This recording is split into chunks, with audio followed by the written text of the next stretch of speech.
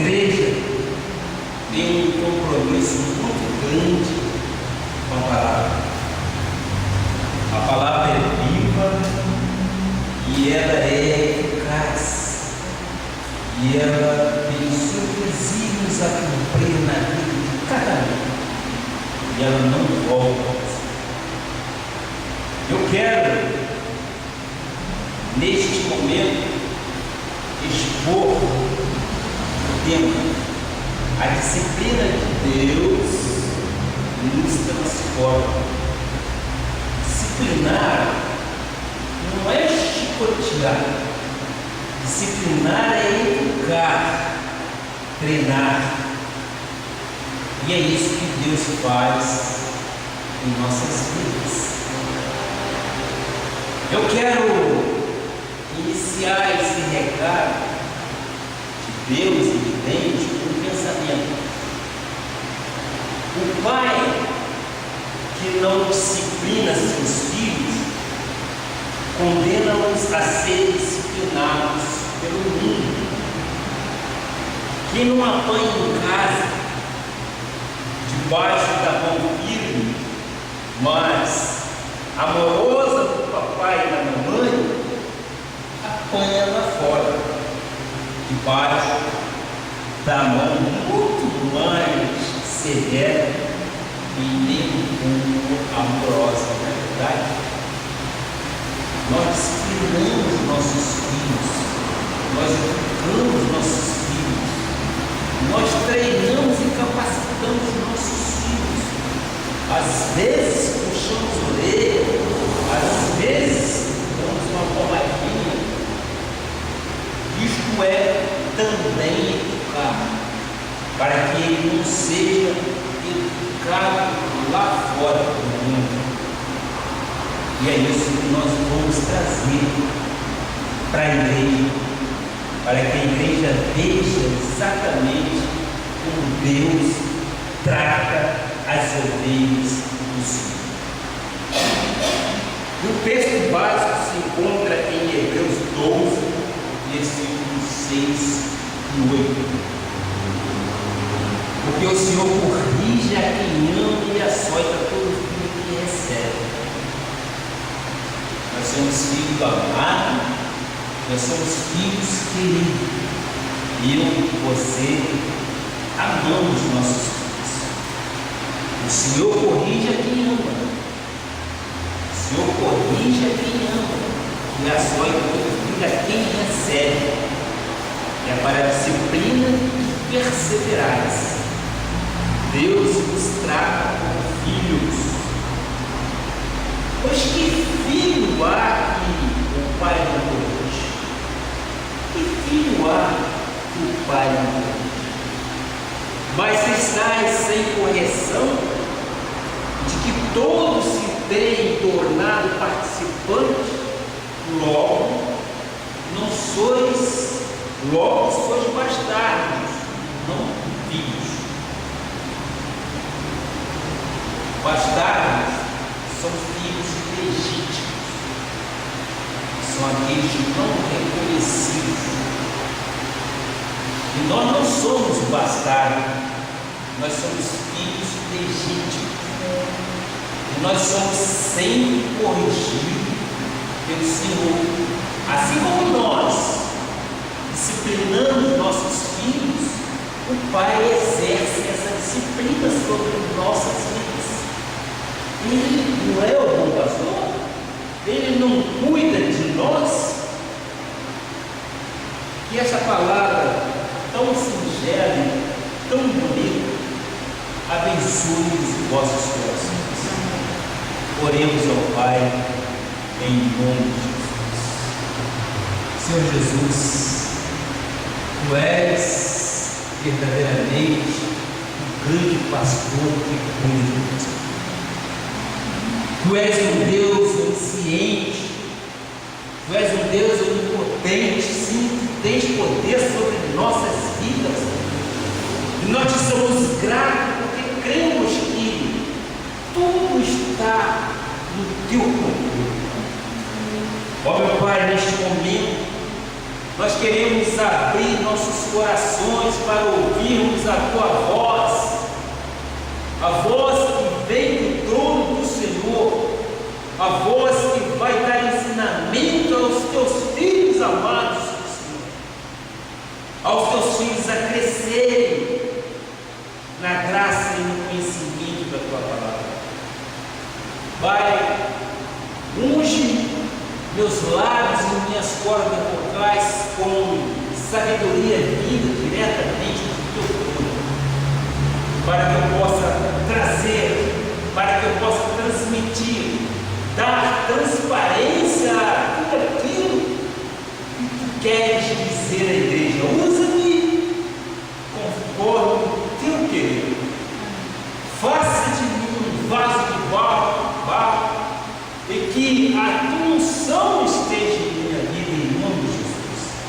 É aquelas pessoas que aqui estão, vejam que o Senhor é amor, que o Senhor é longânimo, mas o Senhor também é poderoso para fazer com que aquela pessoa compreenda que tu disciplinas, que tu ensinas, que tu corriges também, porque somos filhos, e o filho tem que ter repreensão do pai, e nós estamos com corações abertos para ouvir a tua palavra.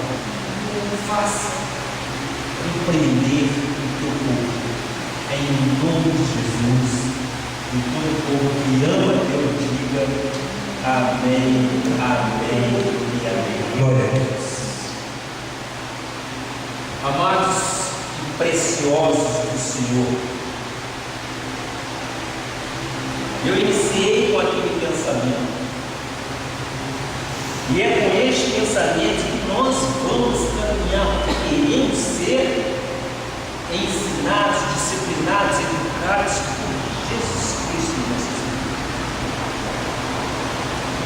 vidas. Normalmente, quando nós nos deparamos com pessoas que nos confrontam, ou até mesmo nos afrontam, são pessoas que compartilham, que não compartilham de nossos pensamentos, de nossas ideias, às vezes gerando, inclusive, resistências às pessoas. Essa é a atitude normal de um ser humano. Essa é a atitude normal de uma pessoa. Mas nós vamos compreender como nós devemos agir. É natural que nós nos afastemos de coisas que não nos trazem aborrecimento ou dor. Mas, em alguns casos, podemos perceber que mesmo quando nós nos afastamos das pessoas, elas estão sempre perto. Ou quando conseguimos nos afastar delas, encontramos outras que até parecem pessoas clones, ou seja, pessoas iguais àquelas que ficaram mais distantes de nós. Eu já vi isso acontecer, acredito que você também não tenha visto isso já acontecer na sua vida.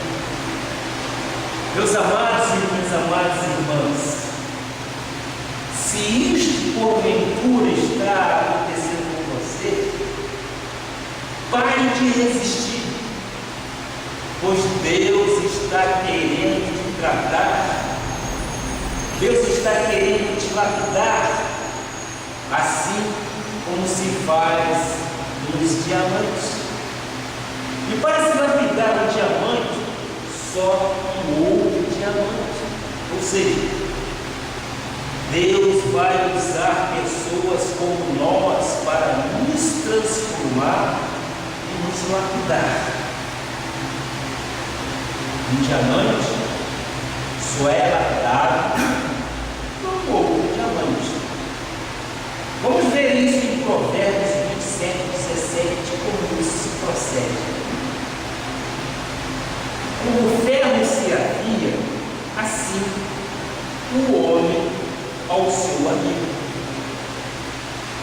o eleito do Senhor, o regenerado em Cristo Jesus, já somos novas criaturas, já transformadas e lapidadas por Deus como um diamante precioso e muito bem acabado. O ferro se afia com o próprio ferro. Você já deve ter visto como um açougueiro afia sua faca. Ele fica passando a faca exatamente aonde? Na lâmina de uma outra faca para afiar. Assim é a vida do ser humano. Quando ele busca uma vida espiritual constante, ele está se purificando das feridas emocionais, e isso vai acontecer à medida que somos lapidados por pessoas à nossa volta.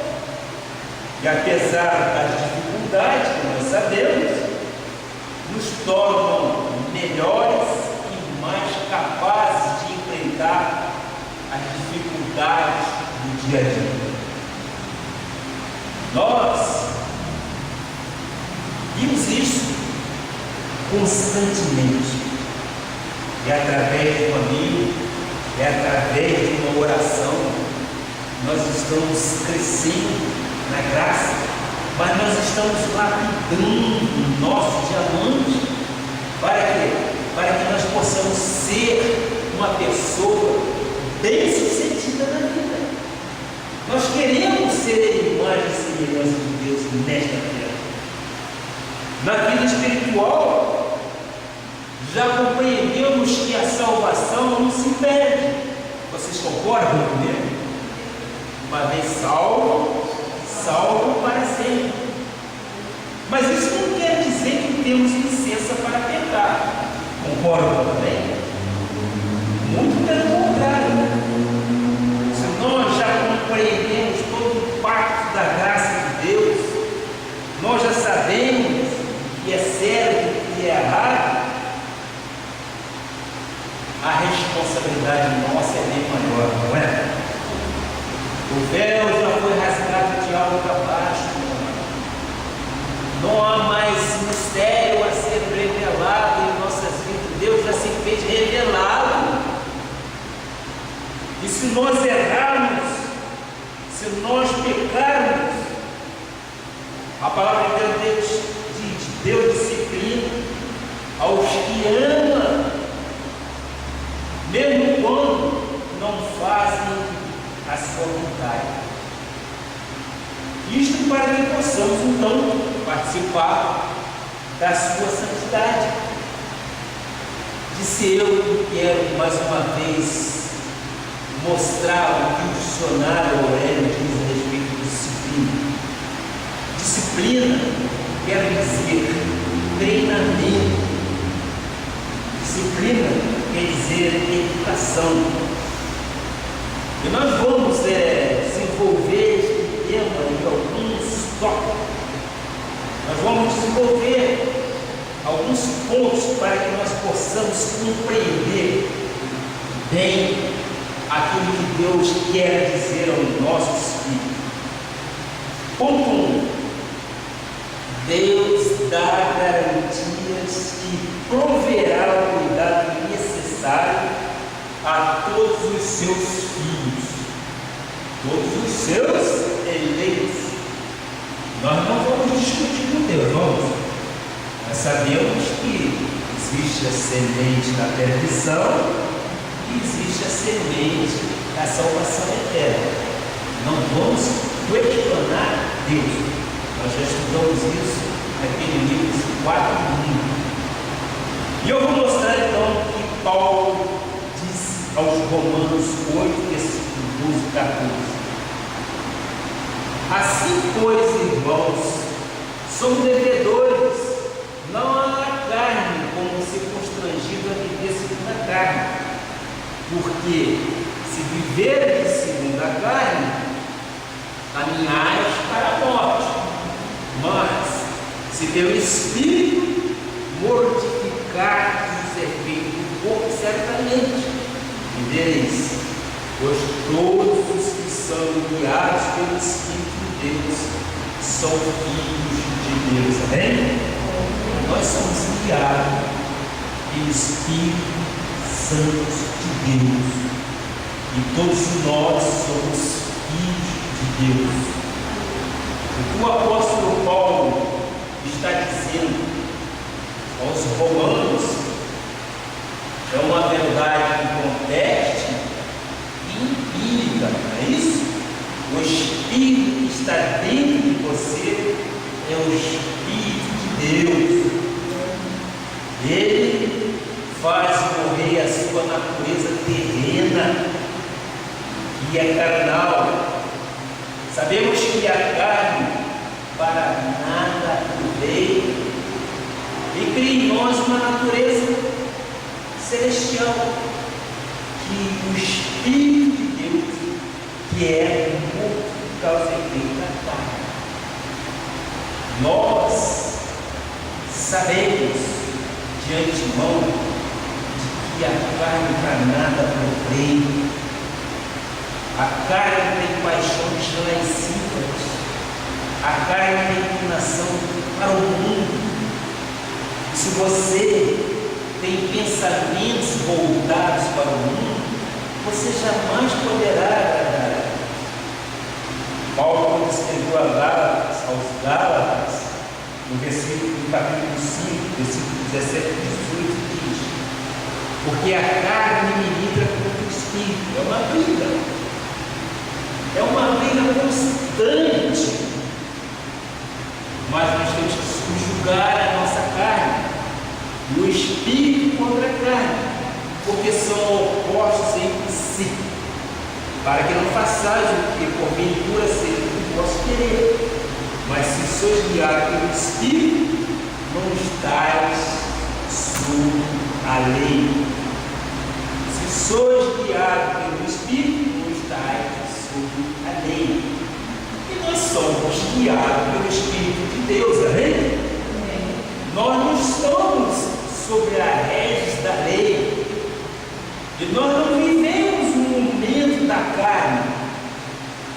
Se você quer ver o agir de Deus em sua vida, que seja manifestado então em sua vida, se necessário, que deixe o Espírito Santo fazer todas as transformações necessárias para só assim ver a luz brilhar em todas as áreas da sua vida. A carne, repito, para nada aproveita. Nós temos que subjugar a nossa carne ao nosso espírito. A carne tem desejo, a carne tem fascínios, a carne tem inclinações, mas nós somos guiados pelo Espírito de Deus e nós não temos um compromisso com a carne. Efésios 4, versículo 1 a 7, nós temos aqui um grande embasamento. Rogo-vos, pois, eu, prisioneiro do Senhor, que andei de modo digno da vocação a que foi chamado por todo lugar de mansidão, com longanimidade, suportando-vos uns aos outros em amor, esforçando-vos diligentemente por preservar a unidade do Espírito no vínculo da paz, há somente um corpo e um Espírito, como também foi chamado numa só esperança da vossa santa vocação.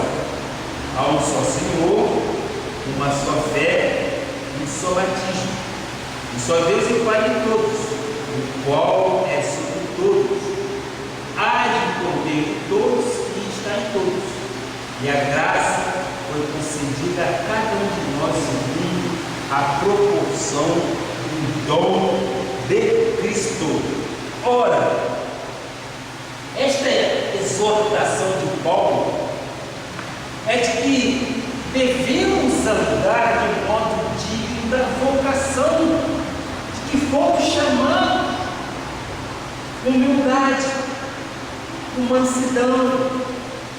Nós temos que ter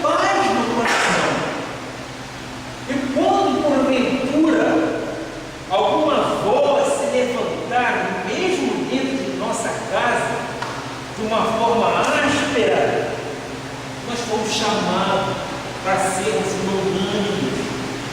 O nosso pavio, como se diz aí na gíria, não pode ser curto. O nosso pavio tem que ser longo, para que nós possamos ver então Deus agir em nossas vidas, suportando nosso semelhante em amor.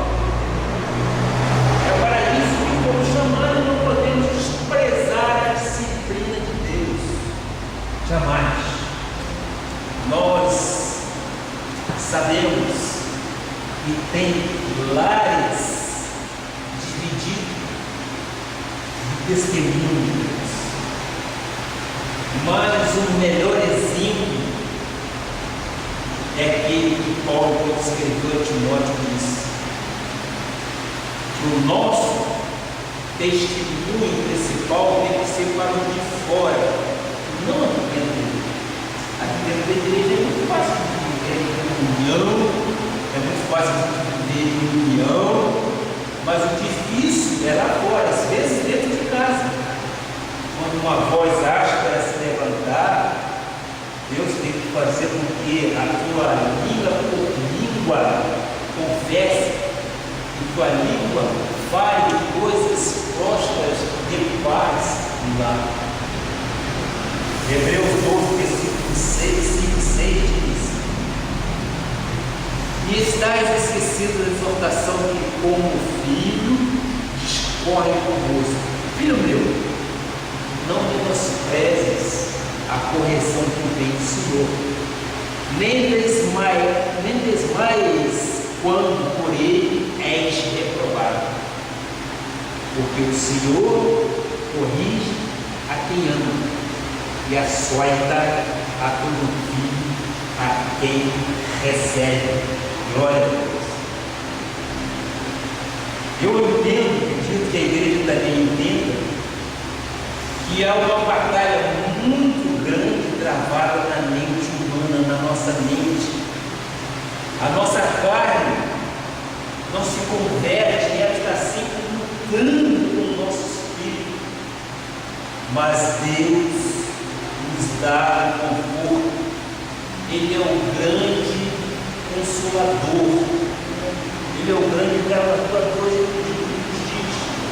Mas se sois de Cristo, sois guiados pelo Espírito de Deus, e já não mais estamos debaixo do jugo da lei.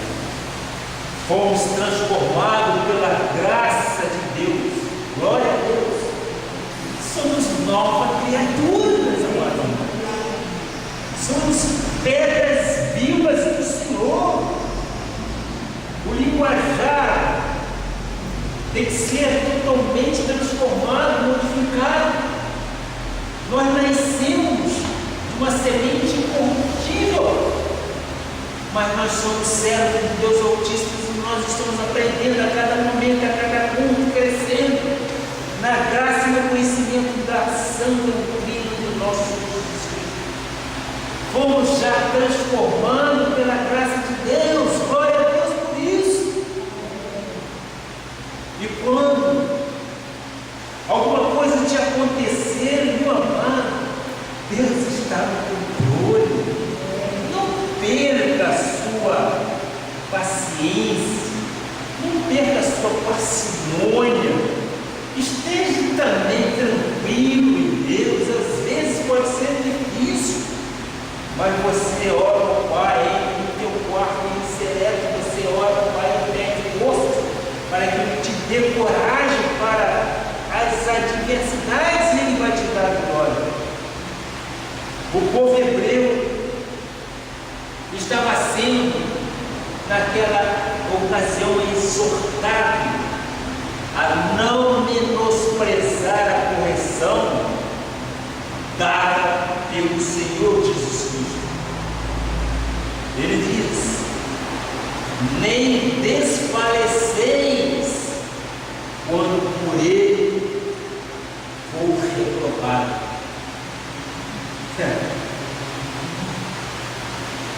Nem desfaleceis. Você não pode. Quando houver uma reprovação, você não pode morrer, acabou. Não. Ele te dará força tamanha que você vai se levantar e vencer as dificuldades. Você vencerá as adversidades. Você é um filho amado, portanto, deve aceitar a disciplina. Você deve aceitar o treinamento, a educação que é dada pelo Senhor. Quando for corrigido com veemência, não desmaies porque apela o seu próprio bem. Você mãe, você pai, quando você admoesta um filho, geralmente um adolescente, de uma forma veemente, ele fica resmungando, ele se encolhe, né? Ele abaixa a crista, né? E fica ali pensativo, querendo saber por que tamanha veemência. Mas nós podemos dizer que se é Deus a falar no teu coração de uma forma veemente, receba. Você deve aceitar a disciplina, você deve aceitar o treinamento que é dado pelo Senhor. Então, quando for corrigido com veemência, não desanime, não desmaies, porque é para o seu próprio bem. Nós não queremos o próprio bem dos nossos filhos. Não adianta ele ficar aí como jojo, resmungando, não é isso? Não é? Não adianta. Nós queremos ver o quê?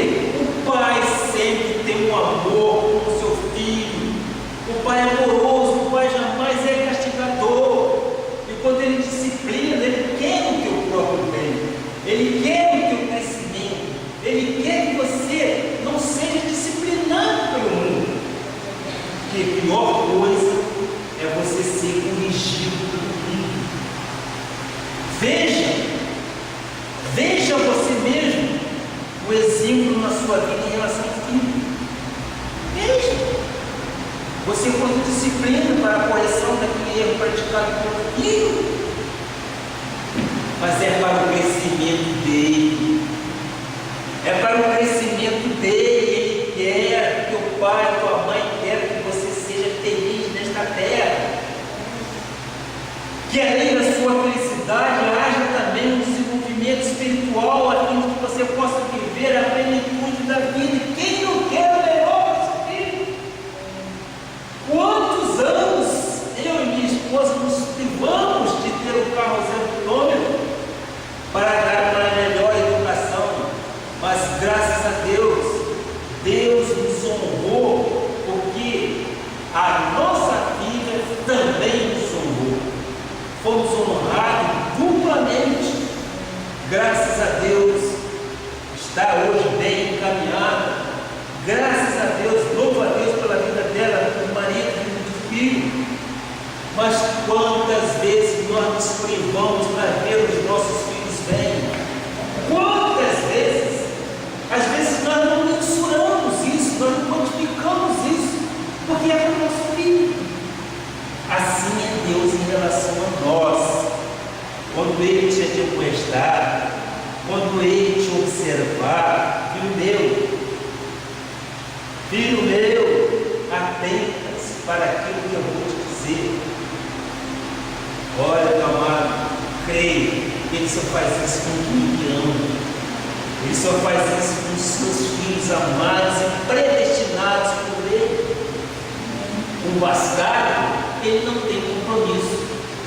E eu te pergunto, você tem compromisso se por acaso tivesse um filho não desejado com uma outra? Jamais.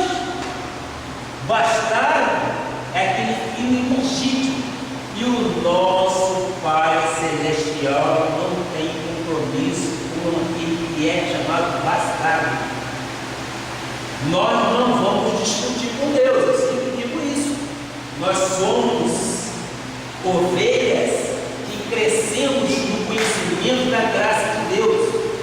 E nós sabemos que essa graça é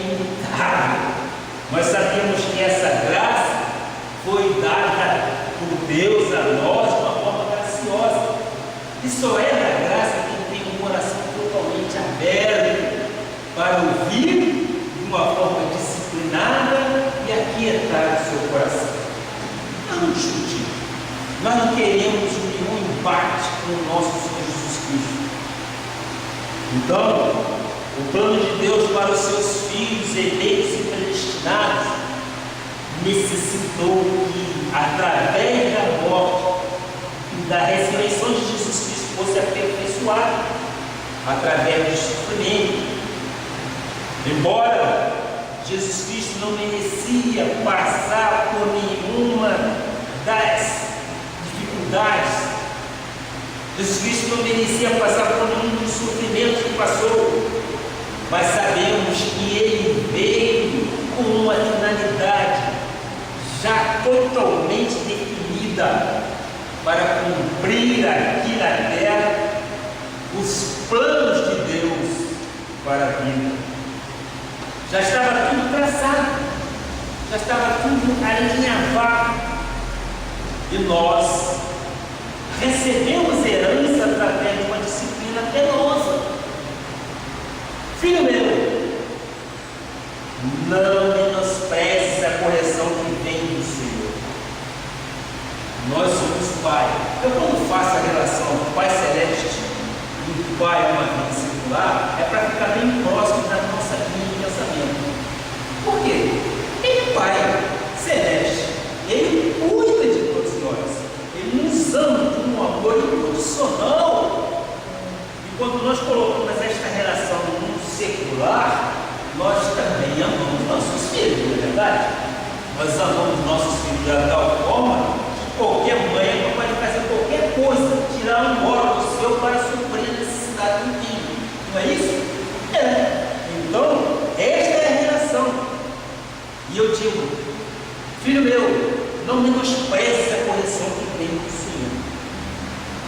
Ponto 2 que eu quero desenvolver. Os bastardos, como eu disse, são filhos da perdição. Não são disciplinados por Deus, porque não são seus filhos. É muito simples de nós entendermos isso. E eu creio que alguns legalistas não compreendem, que acham que Deus tem que ser perene para todos. Mas não. Nós já conhecemos as sementes boas e más. Então, voltando para o texto, bastardos são filhos ilegítimos.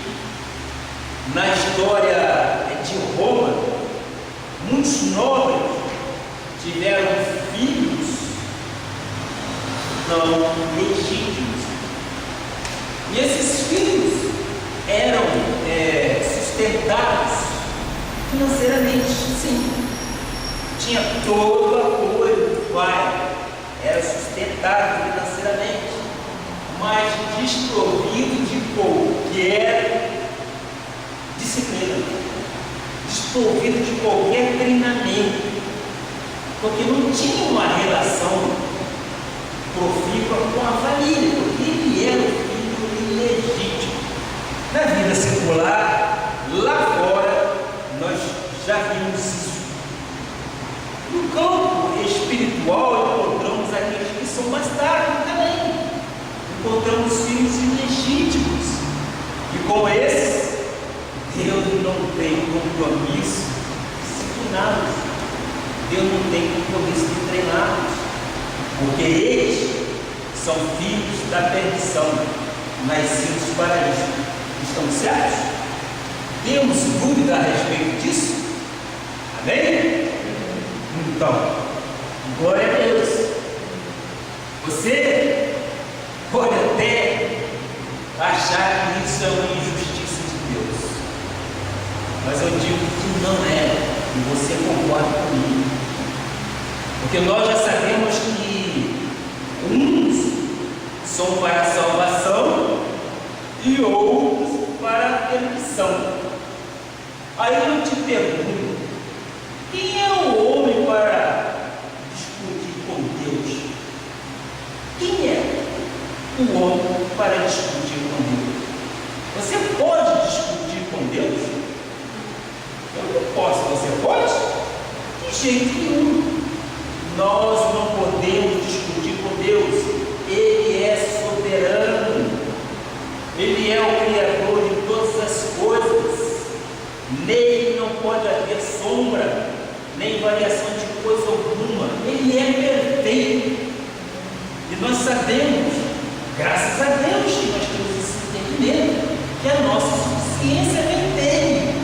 Ele é o autor de toda bondade, de todo dom perfeito. Nós podemos esperar dele a disciplina com amor. É muito melhor você ser disciplinado do que você ser açoitado. Ou seja, o açoite vem àqueles que, conhecendo verdadeiramente quem é o Cristo ressuscitado, venha a pecar, venha a dolosamente cometer algum erro. Por quê? Porque ele já está totalmente esclarecido. A graça de Deus tira a máscara. Só é da graça mesmo quem tem este conhecimento e vive este Espírito. A graça de Deus tira qualquer máscara que nosso uso. Eu quero mostrar alguns exemplos bíblicos de índice de legítimo. Mateus 7, versículo 21. Muito simples a palavra. Veja só. Nem todo que me diz Senhor, Senhor, entrará no reino dos céus, mas aquele que faz a vontade do meu Pai, que está nos céus. Muitos, naquele dia, hão de dizer: Senhor, Senhor, porventura não temos nós profetizado em teu nome, e em teu nome não expelimos demônios, e em teu nome não fizemos muitos milagres? Então lhes direi explicitamente: nunca vos conheci. Apartai-vos de mim, os que praticais a iniquidade. Palavras duras ditas do nosso Jesus Cristo. Palavras rudes. Apartai-vos de mim. Meus amados irmãos,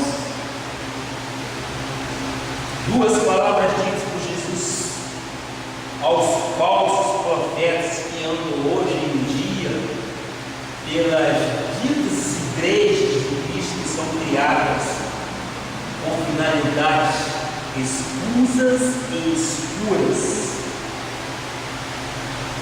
A esses ele diz: apartai-vos de mim, os que praticais a iniquidade.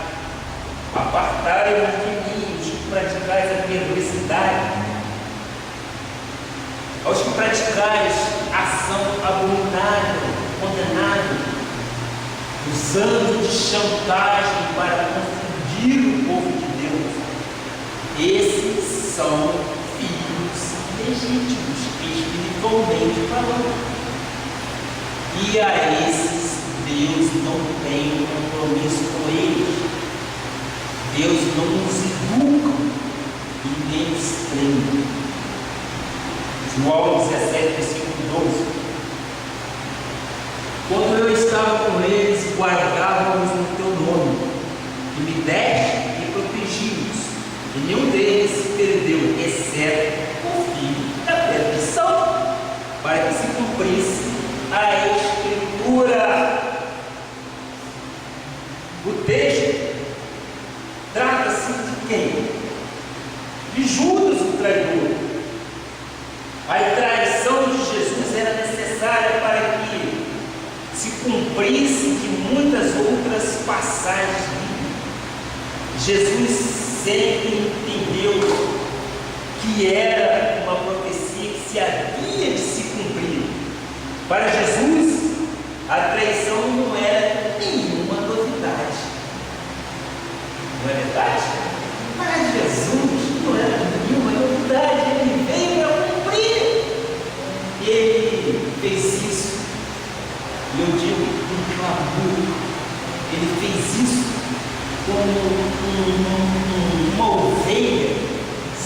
sinceramente devotado ao nosso Senhor Jesus.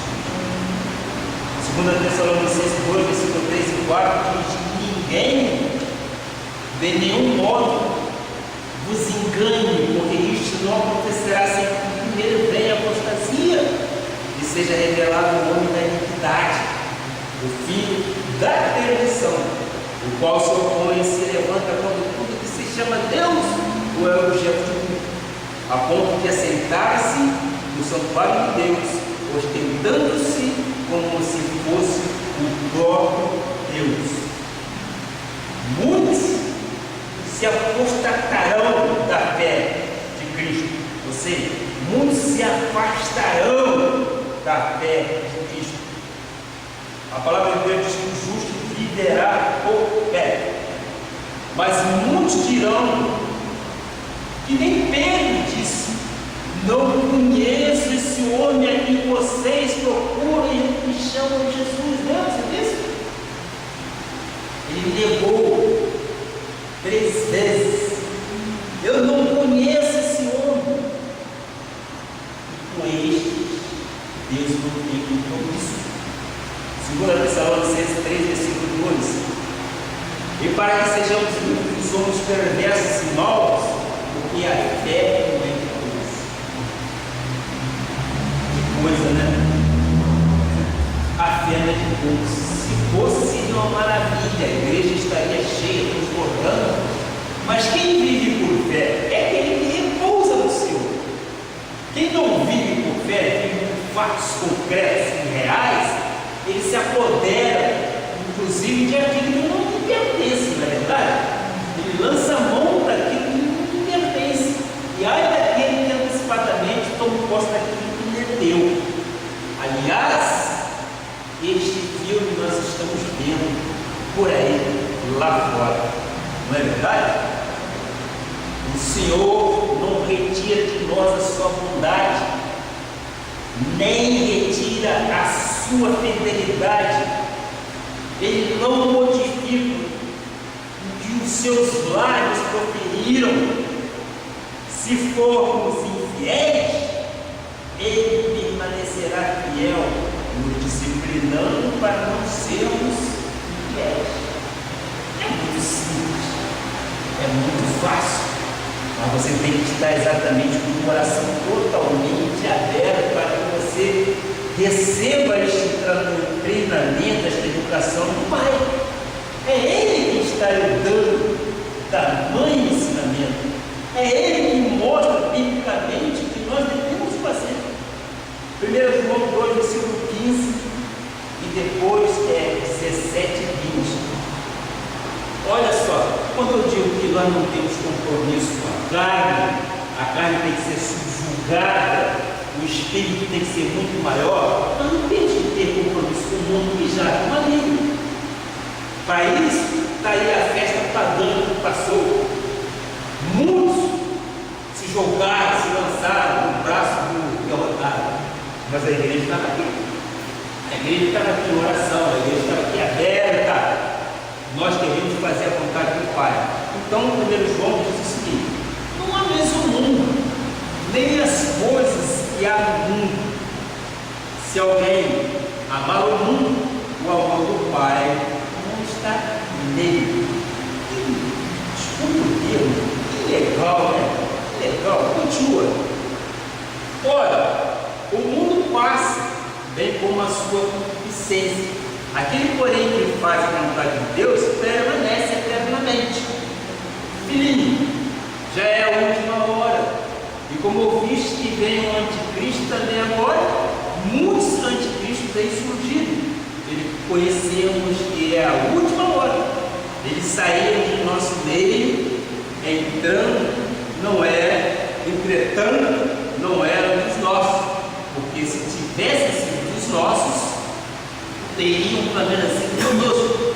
Todavia, eles se foram para que ficasse manifesto que nenhum deles é dos nossos. E vós possueis a unção que vem do Santo, e todos têm conhecimento. Que palavra mais linda! O texto já diz tudo. Nós não devemos há no mundo é para a inclinação da carne e para a cobiça dos olhos. São desejos lascivos, são desejos sensuais, são desejos que não procedem de Deus. Quanto ao anticristo, são aqueles que já estiveram conosco, mas não eram os nossos. São os falsos mestres que ainda perturbam a igreja, pregando fábulas totalmente enganadoras. Nós, quando abrimos nossa televisão para ouvirmos alguma coisa lá fora, não há ensinamento bíblico. Há-se carnê disso, carnê daquilo, livro disso, livro daquilo. Há outras coisas também, mas o próprio ensinamento de crescimento espiritual não há. Então nós chamamos de fábulas enganadoras. São ministérios que, ao meu ver, verdadeiro, não produzem nada espiritual. Não produz. Porque não há uma pregação, não há um lançamento da mensagem para as ovelhas. O salmista Davi explica muito bem o que disse Jesus. Aliás, eu já li esse versículo uma coisa de novo, Salmo 101, versículos 6 e 7. 7 vai complementar. Os meus olhos procurarão os fiéis da terra. Hein? Glória a Deus. Para que habitem comigo, o que ande reto caminho, esse me seguirá. O que nós estamos fazendo aqui? Nós andamos em reto caminho e nós servimos ao nosso Senhor Jesus Cristo. Versículo 7. Não há de ficar em minha casa que usa de fraude, o que profere mentiras não permanecerá antes os meus olhos. Ora, os olhos de Deus estão postos em nós, os ouvidos de Deus estão atentos ao nosso clamor, porque somos chamados filhos amados, fiéis da terra, e andamos em um reto caminho. Por isso, servimos aqui. Por isso, adoramos em espírito e em verdade. Não usamos proferir mentiras. Pregamos a verdade bíblica que nos leva ao Cristo ressuscitado. Não é o Cristo morto na cruz carregado. Não é o Cristo que simboliza em um cordão, não. Nós temos, nós pregamos a verdade bíblica de um Cristo ressuscitado. Judas 4, vejamos, pois certos indivíduos se introduziram com simulação, aí vem a apostasia, os quais desde o mundo foram antecipadamente pronunciados para esta condenação, homens ímpios, que transformam em libertinagem a graça do nosso Deus e negam o nosso único soberano, o Senhor Jesus Cristo.